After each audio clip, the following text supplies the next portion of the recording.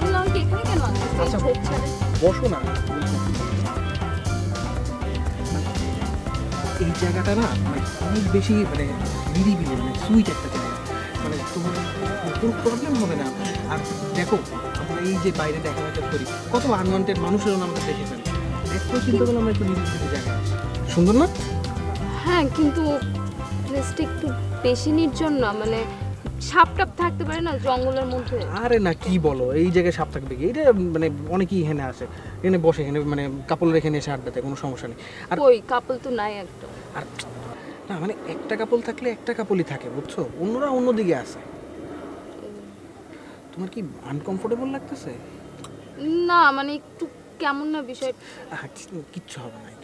এখানে দেখো আমরা এখানে একটু মানে রোমান্টিক একটা ভালো টাইম কাটাতে পারছি। আর এই যে বাইরে আমরা ঘুরি মানে কি প্রতিদিনই এক রিক্সায় ঘুরি আর মানে ইসে খাই, রেস্টুরেন্টে খাই, মানে এটা কেমন না আমাদের আমাদের প্রেমটা না মানে তুমি বুঝতেছো আমাদের প্রেমটা জমতেছে না। হ্যাঁ আমাদের প্রেমটা না একটু জমা দরকার। প্রেম আবার জমে কেমনে? প্রেম তো জমেই আছে। জমতেছে না। আচ্ছা ঠিক আছে তোমার আমি পরে বুঝাবো। জমতেছে না। হ্যাঁ যে আচ্ছা ঠিক আছে আমি পরে তোমাকে বুঝাবো।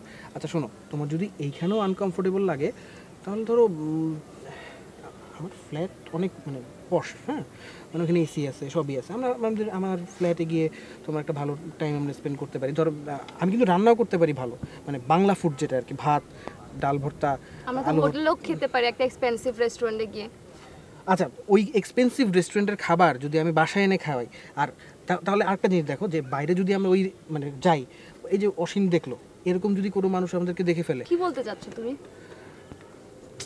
আমি বলতে চাচ্ছি যে কমফোর্টেবিলিটি আর হচ্ছে কি আমাদের প্রেম, এই প্রেমের জমা আর কমফোর্টেবিলিটি মিলাই আমি হচ্ছে কি একটা ধরো আমার বাসায় আমি বসতে চাচ্ছি, বুঝতেছো তুমি? সরি মানে তারপরে আচ্ছা শোনো, মানে তুমি রাগ করতেছো কেন? আমি তো তুমি আমাকে ভালোবাসো না?